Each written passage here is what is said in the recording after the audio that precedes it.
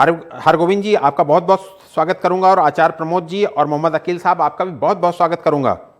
शुक्रिया सर, शुक्रिया। हरगोविंद जी, कांग्रेस पूछ रही है कि राज्य और केंद्र में बीजेपी की सरकार तो है, हिंदू संगठनों के प्रदर्शन के दौरान सुरक्षा के इंतजाम क्यों नहीं किए गए? वंदे मातरम। देखिए, आलोक की आवाज आ रही है? जी बिल्कुल बिल्कुल। हरगोविंद जी, विपक्ष का सवाल यही है कि ऐसी स्थितियों में जब पता था कि यहां पर ये ऐसा हो सकता है, तो जो विरोध प्रदर्शन हो रहे थे, वहां पर जो हिंदू संगठनों के आंदोलन चल रहे थे, धरना प्रदर्शन हो रहे थे, तो उनकी सुरक्षा के इंतजाम क्यों नहीं किए गए? क्यों ऐसे हालात भड़के? तो इस परिप्रेक्ष्य में देखिए कि आज भारत की स्थिति क्या हो गई। यदि भारत मैच जीतता है, दंगा हो जाता है। कोई हिंदू सांस्कृतिक या धार्मिक कार्यक्रम होता है, तब उसमें पत्थरबाजी हो जाती है। तो ये कौन चाहता है और ये कौन करेगा? क्या भारतीय जनता पार्टी ने कहा था इनको करने के लिए? भारतीय जनता पार्टी विकास की और सबके साथ की राजनीति चाहती है और एक अलग, एक विकसित भारत बनाना चाहती है। भारतीय जनता पार्टी शिक्षा पर, रोजगार पर, अर्थव्यवस्था पर शक्तिशाली और विकसित भारत की कल्पना कर रही है।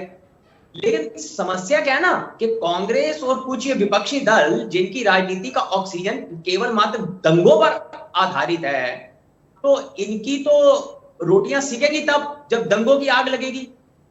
अब अब्बू औरंगी जेब में, तो अब्बू आदमी किस पार्टी के? क्या वो भारतीय जनता पार्टी के हैं? क्यों उन्होंने इतिहास में ये विवाद, इसको जबरदस्ती से, उस कब्र को तो वर्षों से कोई दिया जलाने वाला नहीं था। तो जिस औरंगजेब का महिमा मंडन ये लोग कर रहे हैं, भारत का सच्चा और देशभक्त मुसलमान तो औरंगजेब को कभी हीरो मानता ही नहीं है।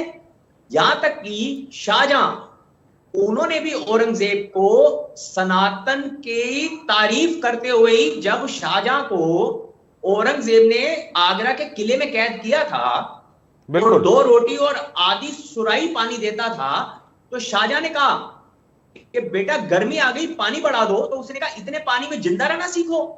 तो इसी सनातन की विशेषता बताते हुए शाहजहां ने औरंगजेब को कहा, ऐ पिसर तू अजब मुसलमानी, बाप इधरे जिंदा आप तरसानी, आफरीन हिंदवान सदवान मैं देहांत पिदरे मुर्दाशाबाद आया माप, कि ऐ मेरे बेटे, ऐ पिसर, ऐ मेरे बेटे, हम जिस हिंद पर राज कर रहे हैं, यहां तो सनातनी परंपरा मरने के बाद भी अपने पूर्वजों को पानी देते हैं, और तो अपने जिंदा बाप को पानी के लिए तरसा रहा है। कैसे जो औरंगजेब अपने पिता का ना हो सका, इतना दाराशिकों की गर्दन काटकर जिसने पेश कर दी, वो सेकुलर और वो रहमदिल कैसे हो सकता है? ठीक है, ठीक है, बहुत इंपॉर्टेंट बात। ठीक है अरोड़ा जी, हरगोविंद जी आपके पास आऊंगा। आचार्य प्रमोद मिश्रा जी भी हमारे साथ, वो भी बेचारे इनके चक्कर पिस जाते हैं, कहीं ना कहीं नेताओं की चक्कर पिस जाते हैं। तो ध्यान देने का विषय होता है, समझने का विषय होता है। बिल्कुल अकील, ठीक है ठीक है ठीक है, प्रमोद जी आपके पास आऊंगा। अकील खान साहब, हिंदुस्तान में जो रहने वाले मुस्लिम हैं, उनका औरंगजेब से तो कोई लेना देना नहीं है, औरंगजेब के ना कोई वंशज है यहां पर। लेकिन जब भी औरंगजेब की बात आती है, तो अपोजिशन के नेता हिंदुस्तान के मुसलमानों से उसको जोड़ने की क्यों कवायद करते हैं? आलोक सर, सभी पैनलिस्ट को मेरा आदाब और होली की ढेर सारा ही, देर सही लेकिन बहुत बहुत दिली मुबारकबाद पेश करता हूं। आलोक सर, मेरी आवाज आ रही? जी बिल्कुल आ रही है। एक शेर के साथ में अपनी बात की शुरुआत करूंगा। ये तो मुमकिन ही नहीं है कि तू खुदा हो जाएगा, ये तो मुमकिन ही नहीं है कि तू खुदा हो जाएगा, गर खुदा बनने की सोचेगा तो फना हो जाएगा। अपनी जानो माल का सदका करो ऐ मोमिनो, अपनी जानो माल का सदका करो ऐ मोमिनो, इस बहाने कुछ गरीबों का भला हो जाएगा। अभी तमाम तरह की, मैं भारतीय जनता पार्टी के बहुत जिम्मेदार प्रवक्ता अरोड़ा साहब बैठे हुए हैं, और मैं तो ये कहता हूं, दाऊद से सलेम से कोई गरज नहीं, दाऊद से सलेम से कोई गरज नहीं, रिश्ता हमारा जोड़िए अब्दुल कलाम से। आप देश के अंदर कहीं पर कोई बात होती है तो सबसे पहले मुसलमानों को टारगेट किया जाता है। और ये मैं अरोड़ा जी से ही सवाल करूंगा कि अरोड़ा जी, आप निष्पक्ष और ईमानदारी से और दिल पे हाथ रख के कह दीजिएगा, मैं तो कह रहा हूं कि राम जी हमारे आदर्श हैं, संभाजी महाराज हमारे आदर्श हैं, कृष्ण जी हमारे आदर्श हैं, शिवाजी महाराज हमारे आदर्श हैं। मैं आपसे पूछना चाहता हूं, हजरत मोहम्मद मुस्तफा सल्लल्लाहु अलैहि वसल्लम क्या आपके आदर्श हैं? लेकिन इन और जिनकी आप बात कर रहे हैं, चाहे बाबर हो, हुमायूं हो, अकबर हो, ये हमारे वंशज नहीं हैं, ये हमारे वंशज नहीं हैं। बिल्कुल। हमें जोड़िए हसरत मोहानी साहब से, हमें जोड़िए फजले हक खैराबादी साहब से, हमें जोड़िए उस्मान, हमें जोड़िए एपीजे अब्दुल कलाम से।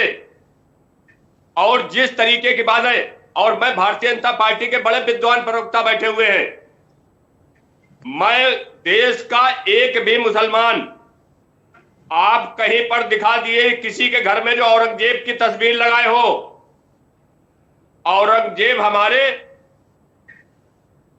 नहीं है, ना मैं मुगलों का वंशज हूं, लेकिन हर बात कहीं पर आएगी तो सीधे सीधे भारतीय जनता पार्टी, आरएसएस के लोग, बजरंग दल के लोग मुसलमानों को टारगेट करेंगे। अरे नीतीश राणे पे जुबान पे लगाम कब आप लगाएंगे, जो ये आग लगाने काम करते हैं? गिरिराज महाराज जी की जुबान पे आप लगाम कब लगाएंगे? इनको तो आप सह देते हैं कि आप जाइए, जो मर्जी आइए करिए, आप औरंगजेब की कब्र को खोद दीजिए। प्रदेश के और देश के मुसलमानों को कोई दिक्कत नहीं है। बिल्कुल, ठीक है, ठीक है, ठीक है। अकील खान साहब, अकील खान साहब, आपने बहुत सारे सवाल हरगोविंद अरोड़ा जी के लिए खड़े कर दिए हैं। बारी बारी से इसका जवाब भी ले लेते हैं। हरगोविंद अरोड़ा जी, देश के जो मुस्लिम हैं उनको औरंगजेब के साथ क्यों जोड़ा जाता है, उनको बाबर के साथ क्यों जोड़ा जाता है? अकील खान साहब का तहे दिल से अभिनंदन करता हूं कि ऐसे ही तो सच्चे मुसलमान हैं जो हिंदुस्तान बचा हुआ है। वीर अब्दुल हमीद, एपीजे अब्दुल कलाम साहब ऐसे ही तो आपके आदर्श हैं और होने चाहिए। यही तो उन दंगाइयों को समझाया जाता है कि देश का इतिहास तो पढ़ ले सभी, चाहे वो हिंदू का बच्चा हो, चाहे वो मुसलमान का बच्चा हो। वो स्कूल में जाएगा, शिक्षा हासिल करेगा, इतिहास पढ़ेगा तो उसको गर्व होगा कि मैं उस मातृभूमि में पैदा हूं जहां शूरवीरों की रही। और खान साहब, अकील खान साहब, आपका साधुवाद कि आपने कहा कि औरंगजेब आपके वंशज नहीं है। यही तो अवसर इतिहास ने दिया कि आज तो इसको सुधार लें कि औरंगजेब ने आपके पूर्वजों को भी तो बलपूर्वक या भयपूर्वक ही तो धर्म परिवर्तन करवाया होगा। तो आज तो तारीख वो अवसर दे रही है कि गलती को सुधारा जाए। और औरंगजेब को हीरो दंगाइयों के अलावा कोई भी नहीं मानता। मैंने शुरू में अपने वक्तव्य में कहा, देश का सच्चा मुसलमान। और जहां तक आपने अभी मोहम्मद साहब के विषय में बात की, अरे मोहम्मद साहब पैगंबर पीरों का तो ये देश है, यहां तो पूरा सम्मान। जैसे एक आम हिंदू भगवान राम को अपना आराध्य मानता है, वैसे ही मोहम्मद साहब की तो शान में कभी गुस्ताखी की नहीं जा सकती और ना कभी की है। और जहां तक आपने अभी कुछ नेताओं की बात की कि उन्होंने अपने बयान दिए, उन्होंने वक्तव्य दिए, अरे अकील खान साहब, कभी कभी एक्शन का रिएक्शन होगा। एक ओर से कहा जाएगा कि हमें सिर्फ 15 मिनट दे दो, तो फिर उस एक्शन का रिएक्शन होगा। उसकी आलोचना देश के कितने मुसलमान भाइयों ने आकर के की कि ओवैसी साहब ये आप क्या बोल रहे हो? तो भाईचारे से जहां रह रहे हैं, ताली तो दोनों ही हाथों से बजेगी। बिल्कुल, ना? बिल्कुल, बिल्कुल, दोनों हाथों से बजेगी। लेकिन आचार आचार सम्मान के साथ भारत में रहते हैं। भारतीय क्रिकेट टीम का कप्तान मुसलमान रहा, भारत में राष्ट्रपति मुसलमान रहे। भारत ने तो कब, कहां और क्यों आदर नहीं दिया? जो भी सरकार की योजनाएं आती हैं तो क्या मुसलमान भाइयों को उससे वंचित रखा जाता है? बिल्कुल, बिल्कुल, बिल्कुल, ठीक है। मुन्ना जी, आपके पास आऊंगा। हरगोविंद जी, 300 साल के इतिहास में पहली बार नागपुर में दंगा होता है। आप पर आरोप लगता है कि आपको 80-20 की पॉलिटिक्स से फायदा होता है। इसलिए वहां पर ऐसे हालात पैदा कर दिए गए। और ये सीधे सीधे मुन्ना खान जी का आरोप आपके सामने भी है और आप भी उनकी बात सुन रहे होंगे, और ये कहा जा रहा है कि उसमें आप लोगों का बहुत बड़ा रोल है। देखिए, मुन्ना खान जी की जो पार्टी है उसने, कांग्रेस ने देश में सबसे लंबे समय शासन किया और सबसे अधिक दंगे इनके जो शासनकाल में हुए। इनकी राजनीति का ऑक्सीजन तो दंगे हैं, और अल्पसंख्यकों को भड़काकर दंगे करवाने का और ऐसा वातावरण तो कांग्रेस पैदा करे। और एक तो चोरी, ऊपर से सीना जोरी, इल्जाम भारतीय जनता पार्टी और संघ पर। क्यों?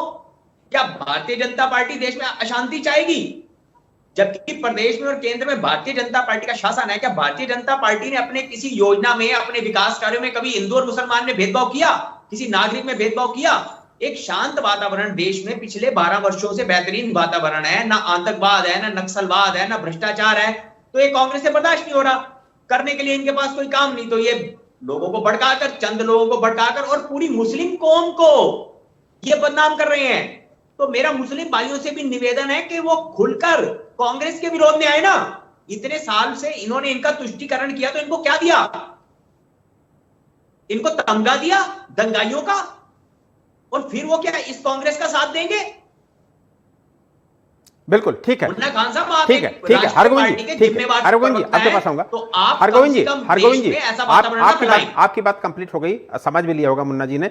एक अकील खान साहब से सवाल लेता हूं। अकील खान साहब, हिंदुस्तान में अभी हम लोग बार बार चर्चा कर रहे हैं कि किसी भी मुस्लिम के यहाँ औरंगजेब की तस्वीर नहीं होती। उसी तरीके से जो हिंदुस्तानी ईसाई हैं वो भी कभी भी, चाहे वो डायर हो, डलहौजी हो, क्लाइव हो, उसकी कब्र पर ना तो फूल चढ़ाने जाते हैं, ना चादर चढ़ाने जाते हैं। तो क्या जो अबू आजमी जैसे सियासतदार है, क्या उनके एक तरीके से बयानों ने इतना बड़ा रूप ले ली, ये रूप तैयार किया जिससे कि एक बार क्वेश्चन मार्क मुस्लिम समुदाय, मुस्लिम कम्युनिटी पर खड़ा हो जाता है?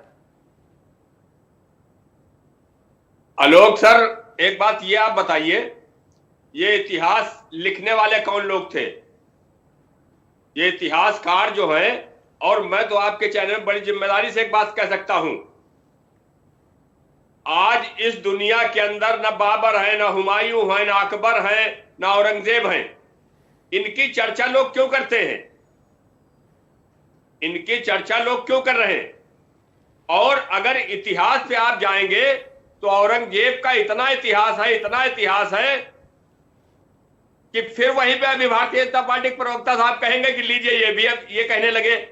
मैं कह रहा हूं जो आज इस दुनिया के अंदर नहीं है उस इंसान की कोई बात नहीं होना चाहिए। और अगर शासक वो क्रूर था, मैं आपके चरण बड़ी जिम्मेदार मान रहा हूं, लेकिन इन्हीं के जैसे लोगों ने उनको सपोर्ट कर रहे थे, उनके यहां पानी भर रहे थे, वही कत्लेआम करने को उनसे वही करवाते थे। यही लोग हैं और यही भारतीय जनता पार्टी है जो पानी थे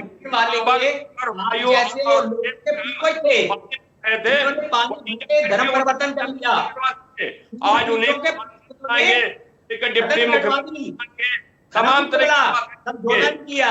समझो, आप गलत क्या करिए, पानी भरने वाले कायर लोगों ने तो धर्म परिवर्तन किया। भारतीय जनता पार्टी की हुकूमत करेंगे, आप इतिहास को तोड़ मरोड़ के पेश करेंगे, हम आपको सुनेंगे।